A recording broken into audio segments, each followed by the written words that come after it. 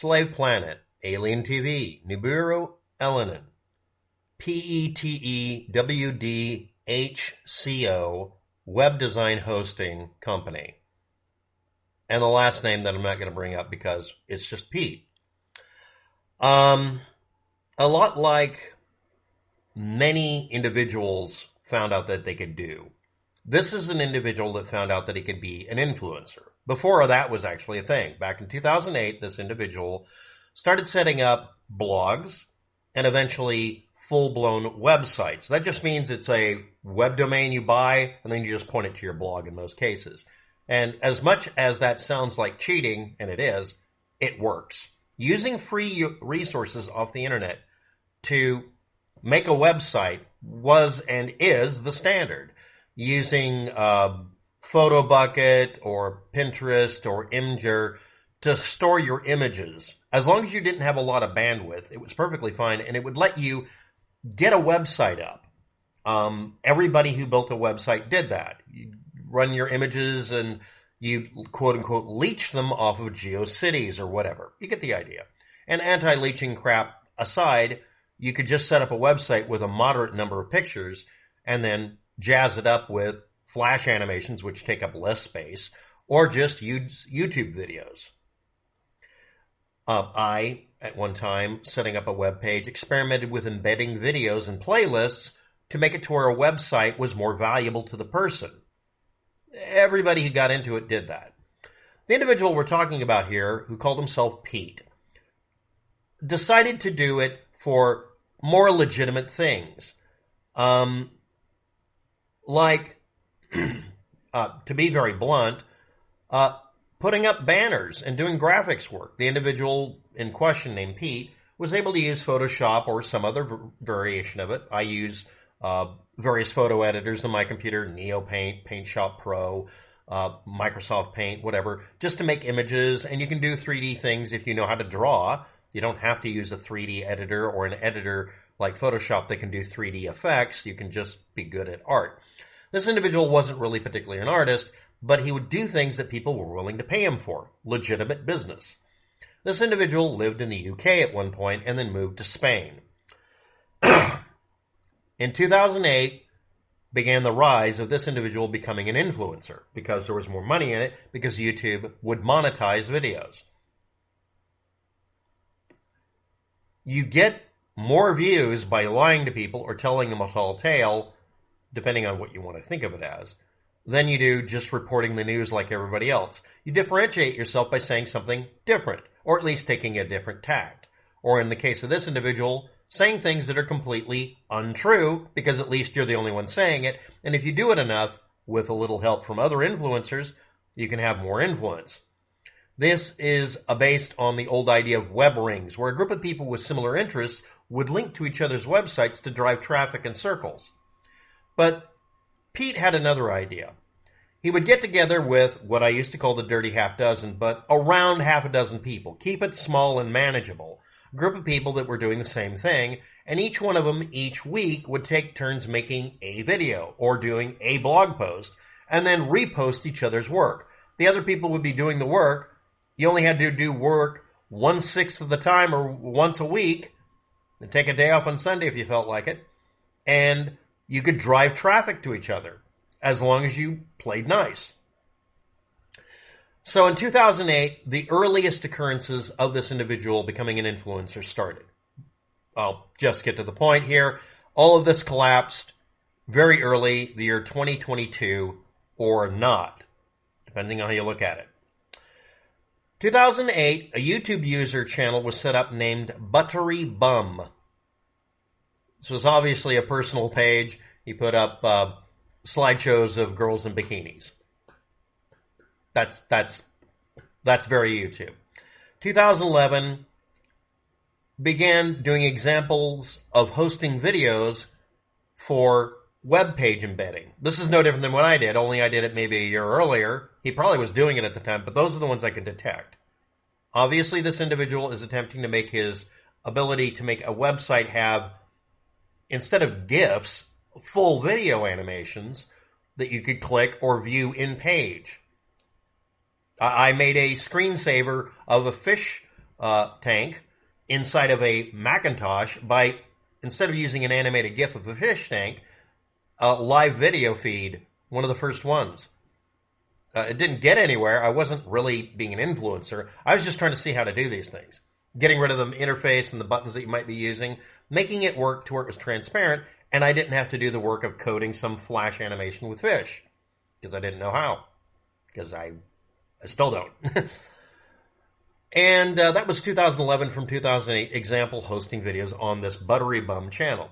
2013, put up a video promoting a rhinozer promo vid.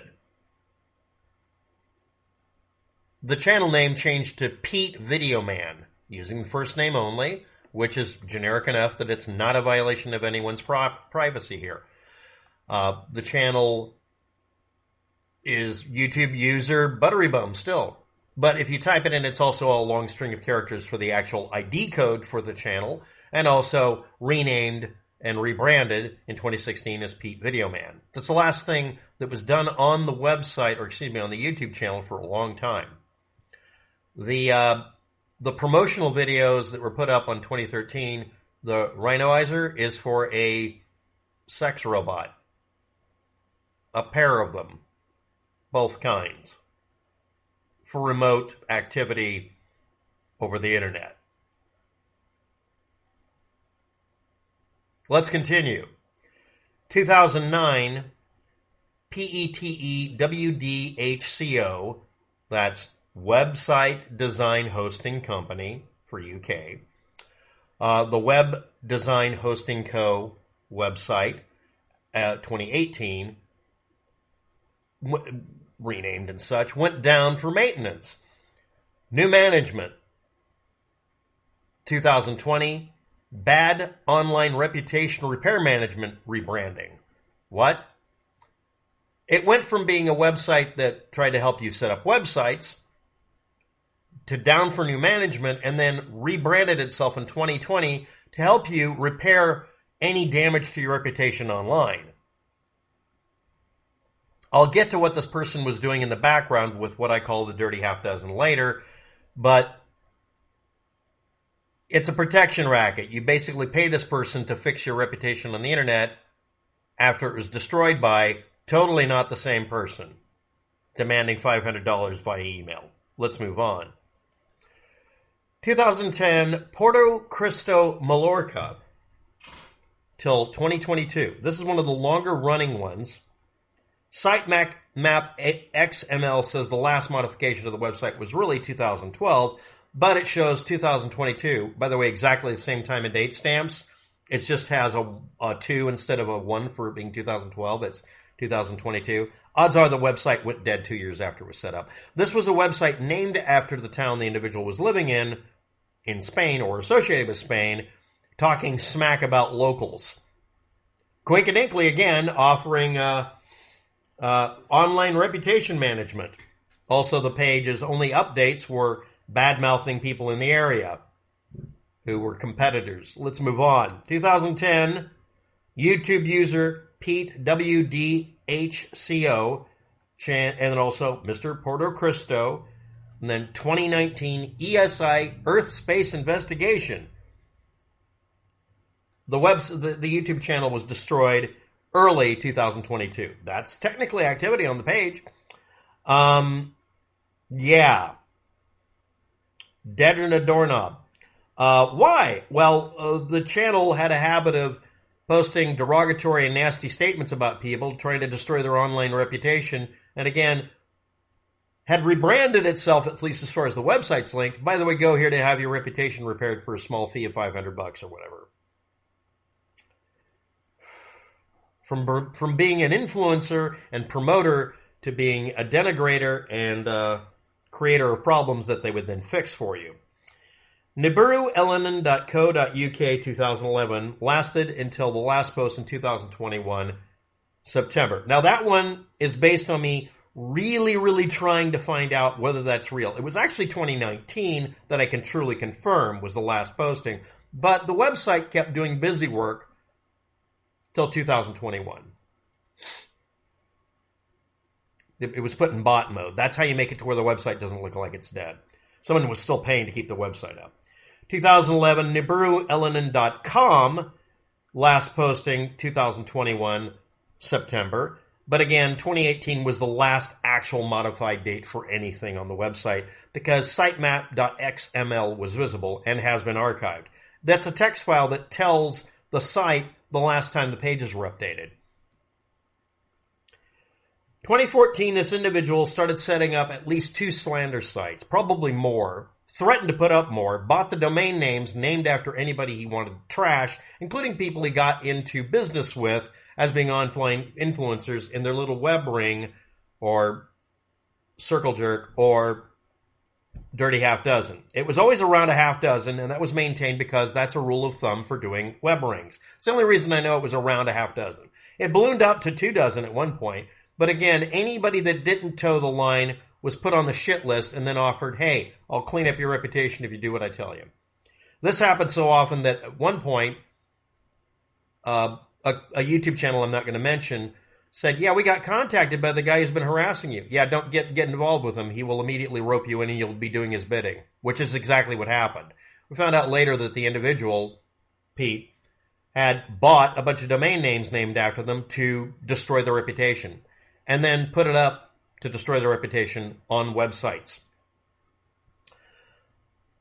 2014 cyberwarnings lasted until 2018 when it was essentially gone.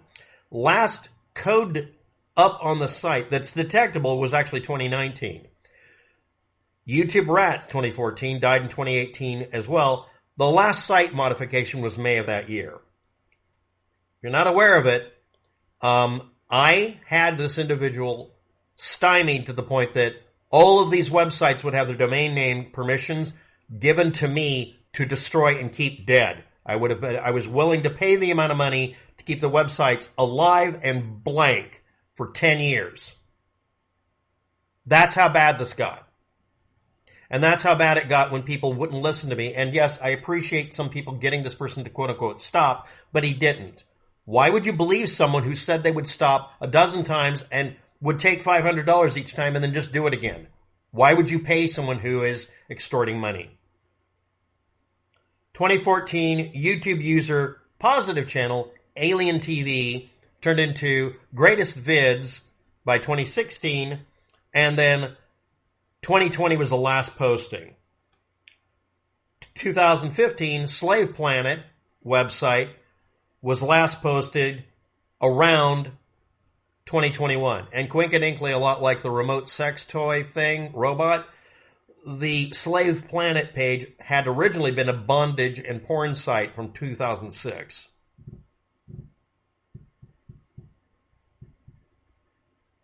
So, yeah, that happened. I'm not including static archives to the porn version, obviously. But yeah, slaveplanet.net was originally a porn site, possibly run by the same individual. Again, butterybum, etc.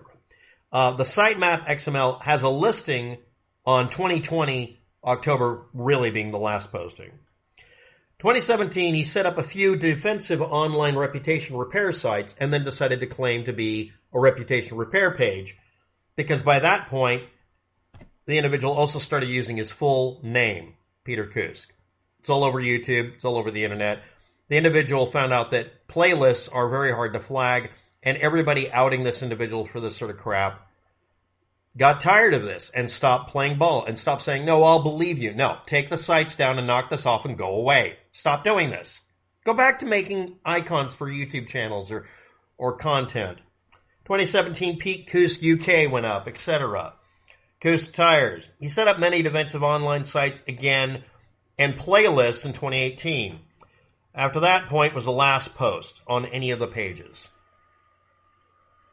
A 14-year-long extortion empire ending to what was originally somebody who would make cute little dancing icons for your channel and help you set up a website and maybe help you get things flagged when it was necessary, turned into basically an online demon that would thrash people who helped him. A web ring of death. Peter Kuske. Haven't seen any contact with him since 2022, and I'm happy about it. Thanks for watching. Have a good day. Good luck.